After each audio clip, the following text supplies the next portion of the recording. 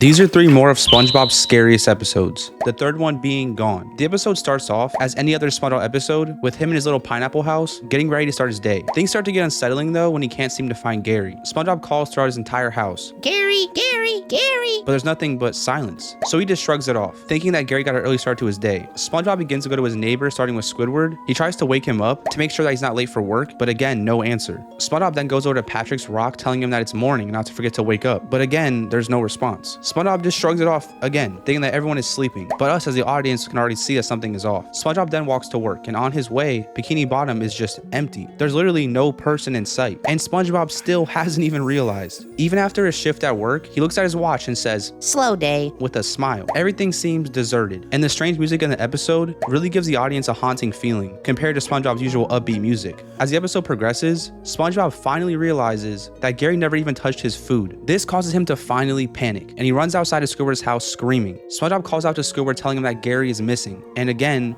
no response. So SpongeBob starts to investigate, walking into his house and going from room to room, but there's not a soul in sight. SpongeBob even finds Squidward's clarinet and grossly puts it in his mouth and plays with it as a way to see where Squidward is. He finds out the clarinet is not even warm, so I guess he was trying to figure out if Squidward was nearby or used the clarinet recently. I don't know, this part was just kind of odd. SpongeBob seems confused though, and what he gets from this is that Squidward is also missing. So then he runs to Patrick's house, telling him that not only is Gary missing, but Squidward is missing too. And of course, Patrick isn't there either. This is when SpongeBob finally realizes that everyone is missing, and it cuts to his face where we can see that he's visibly worried. And then he says this, "What if everyone is gone?" Which is something that is honestly pretty scary to think about. SpongeBob then desperately moves from place to place, searching for anyone at this point. And he's really panicking because he can't find anyone. Each time he calls out for someone, it only increases the sense of isolation. And the emptiness is confusing because what happened to everyone and why did they all leave SpongeBob? SpongeBob then somehow finds light in the situation, and he plans to keep Bikini Bottom alive by living out everyone's lives for them. I feel like this was SpongeBob's way to entertain himself and forget about the situation because he didn't want to feel the isolation he was feeling. So we see him pretending to be Squidward, Mr. Krabs, a customer, Patrick, Sandy, and Mrs. Puff. And as a kid watching this, I thought it was hilarious. But now as an adult, these scenes are actually kind of sad and creepy, and we're able to watch him slowly unravel, which is honestly very uncomfortable because he is just ignoring that everyone is gone and is pretending that everything is okay. And we get proof of this when he finally breaks from how overwhelming it is pretending to be everyone and starts sobbing, saying that he will never be happy again. But of course, SpongeBob finds another way to occupy his time by finally getting his driver's license because Mrs. Puff is not there to stop him. So SpongeBob finally gets to live out his dream of having a boating license, and we see him just making a mess of Bikini Bottom, crashing into everything.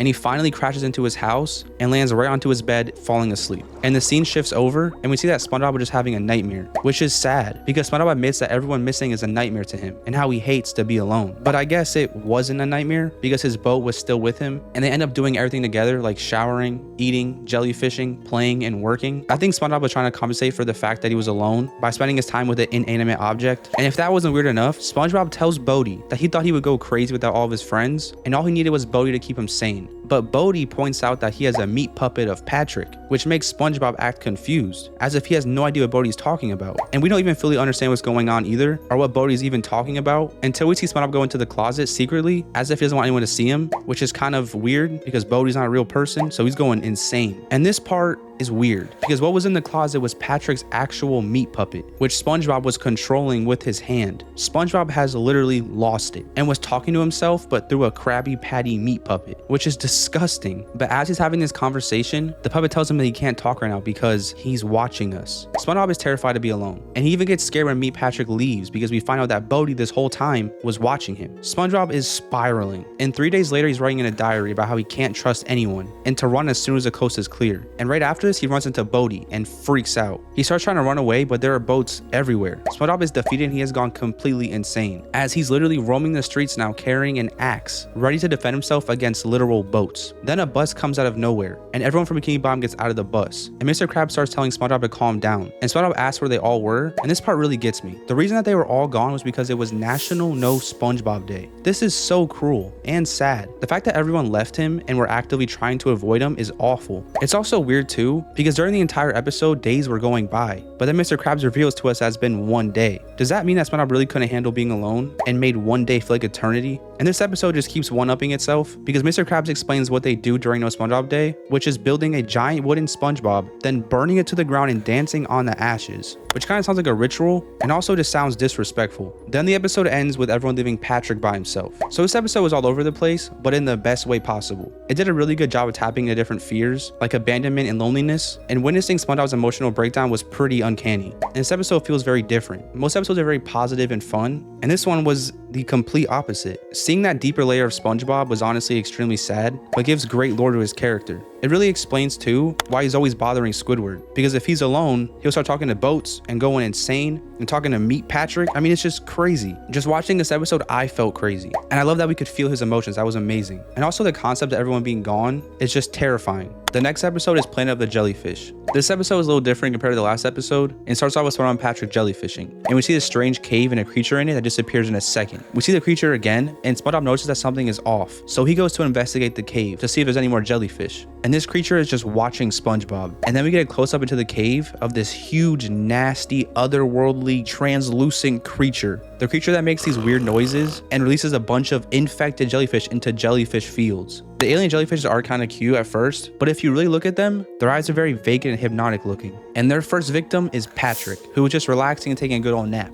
And the alien jellyfish eats him up and then poops out a clone of him, abducting his regular self. These clones look almost identical to the original characters, but act emotionless, robotic, and talk in this monotone voice. And maybe if SpongeBob was smarter, he would have realized something was off, because he ends up catching one of the alien jellyfish and noticed that it wasn't stinging him. And not only that, now Patrick is acting weird because it's obviously not Patrick, and Patrick gathers together all the infected jellyfish and tells SpongeBob that they should give a jellyfish to all of their friends. And of course, SpongeBob thinks it's a very great, amazing idea, even though it obviously is not, because now he's just setting everyone up to be abducted just like Patrick. After giving a jellyfish to all of their friends, they stop at Squidward's to give him a jellyfish too. SpongeBob doesn't think that Squidward wanted jellyfish, but Patrick insists and shoves a jellyfish into his house through his mail chute. A clone of Squidward then gets pooped out behind SpongeBob, and again, it's just so creepy the way he's acting. And SpongeBob is just oblivious. But anyways, he tries going to sleep, and he has his new jellyfish pet with him. And the minute he closes his eyes, the jellyfish goes to take him over too. And this is just such a scary scene to look at, because the jellyfish had these monster-like teeth, but before the jellyfish can get to him, SpongeBob luckily gets up because he can't sleep. And then he starts watching a scary movie, and again, the jellyfish is seconds away from devouring SpongeBob. And these visuals are just so ominous and also pretty creepy. And SpongeBob somehow makes it through the night, and he leaves for work the next morning, leaving the jellyfish at home with Gary. So of course, the alien abducts Gary while he's gone as well. He gets to work, and we see that everyone is a mind-controlled clone. And this is very unsettling, because it shows the familiar faces that we're used to seeing acting extremely strange, and they're no longer the characters that we're used to. Everyone at Krusty Krab is asking for Krabby Patties, but with no mayonnaise. This showing us that these alien invaders are operating in a hive mind, which also makes it easier for them to see who isn't infected yet. And because of this, the next person in line asks for a Krabby Patty with extra mayo, and they start going crazy, pointing at him as if he's the imposter. And Mr. Krabs then comes out and gives the customer an infected jellyfish. SpongeBob seems confused too, because they just received a whole shipment of mayo, so he goes back to the kitchen where he sees Patrick making Krabby Patties. SpongeBob somehow doesn't think anything of it. Patrick turns to him and says, "I'm here to replace you and all of your kind." And SpongeBob literally just laughs, thinking that he's talking about a scary movie that he watched last night, but he's actually being serious. SpongeBob blindly tells him that he is going to get the mayonnaise, and Patrick only moves his head and screams at him, "No mayonnaise!" And these blue tentacles come out of his mouth, taking the Krabby Patty back from SpongeBob, which is such a terrifying scene and such an iconic scene as well. I would probably urinate in my pants if I saw this.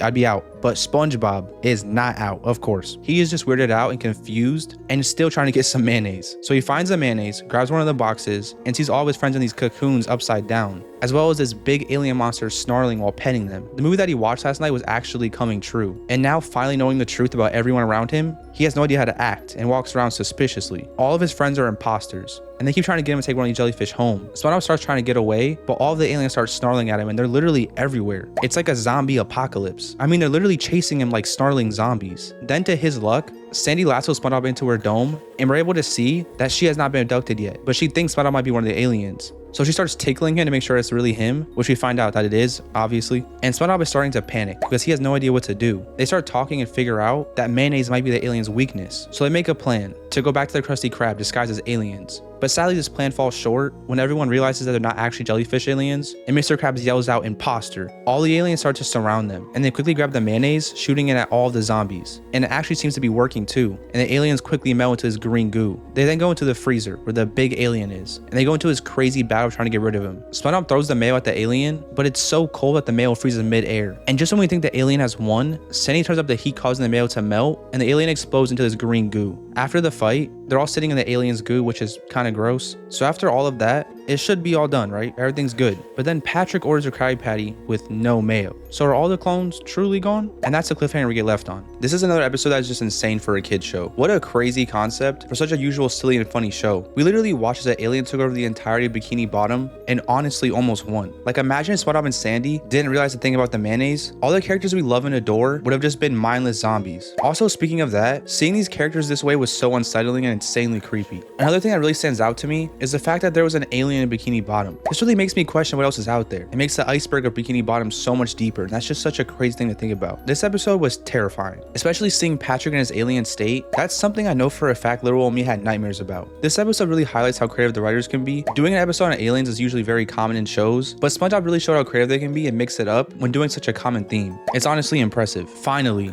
the scariest episode of all time is Wormy. This episode is a classic, and it was aired all the way back in 2001, so for some it might be pretty nostalgic. Not only did this episode traumatized me as a kid, but also lives in my head rent free. Now the beginning of the episode seems pretty innocent. SpongeBob and Patrick are just pet sitting for Sandy because she's going out of town. So Sandy starts doing this kind of rundown on how to care for all the animals that she brought from the surface. And there's even this scene where she shows them her pet snake that has his lunch still in his stomach, which was a little disturbing. And it can be kind of a weird concept to think about, considering that there are some snakes that literally eat squirrels. Anyway, soon after this, they find this particular animal that looked like a worm that Sandy forgot to introduce to them. SpongeBob and Patrick curiously asked her about the worm, and she simply said, "Oh, that's just Wormy. He don't eat much." There's a part of me that is wondering why she didn't introduce them to Wormy initially, and maybe she truly forgot about it, but maybe she didn't want them to meet Wormy because she knew that he was going to turn into a butterfly. So there's that possibility that Sandy knew all along was going to happen, and maybe even she planned the chaos that broke out later in the episode, but that might be a reach. I don't know. Anyways, after meeting Wormy, Patrick and SpongeBob completely disregarded all the other pets and practically fell in love with Wormy. They loved Wormy. He was their new best friend. They even played hide and seek, which showed that Wormy also valued their friendship, but just couldn't verbalize it. Unfortunately though, SpongeBob and Patrick had to go home, and even though they were upset, they were comforted with the idea that they would be able to see their best friend tomorrow. But after they leave, the episode cuts to this very ominous scene with scary, fear-inducing music. From watching this scene, we come to find out that Wormy isn't actually a worm, but is actually a caterpillar and goes through an overnight change into a butterfly.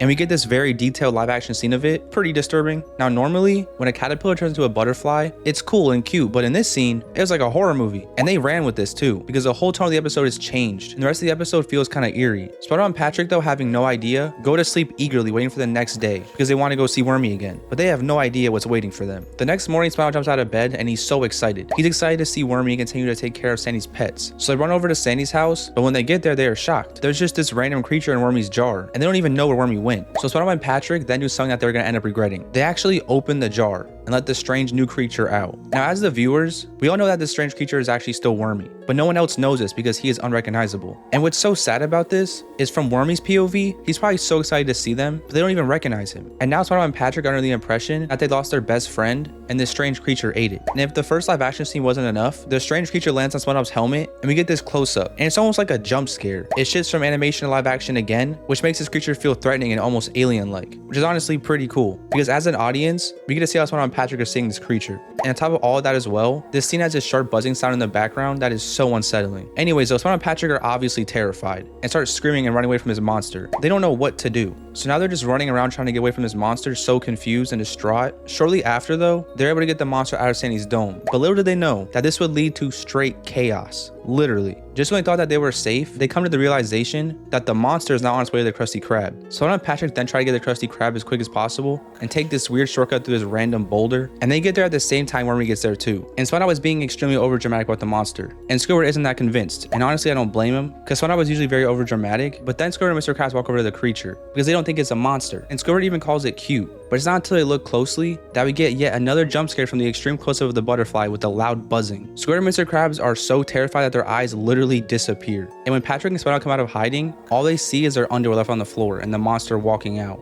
And now they're convinced that the monster now ate Mr. Krabs and Squidward, and this leads to an outbreak. SpongeBob and Patrick are completely frantic and yell that there is a monster on the loose, which causes everyone in Bikini Bottom to start freaking out, even though they have no idea what it actually is. And this scene of the Bikini Bottom breaking out in absolute chaos is so intense and unexpected. Everyone is running, screaming, and trying to escape. I honestly think that they were more scared of the unknown because no one knew exactly what the danger was, but that in itself is also very scary. It's kind of like when you hear about there being a serial killer on the loose. It's absolutely terrifying, but you don't even know what to expect. Anyways, Bikini Bottom is literally being destroyed, and the music helps to further add to the suspense. I mean, we literally see Bikini Bottom get burned to the ground while they try running away from this monster. Everyone's just feeding off each other's anxiety, and soon there's nothing left of Bikini Bottom. When Sandy gets back, she immediately recognizes Wormy and puts him back in a jar. And once this happens, everyone comes out of hiding praising Sandy for catching the monster. And what's kind of funny about this is who even knows how long Sandy was out of town, while the entire Bikini Bottom was living in an apocalypse, waiting for her to get back because they were so scared of the butterfly. This episode takes us on such an adventure because it started off as a silly SpongeBob episode and then had this unexpected switch to chaos and fear, which really caught me off guard. And seeing the entirety of Bikini Bottom go into an apocalypse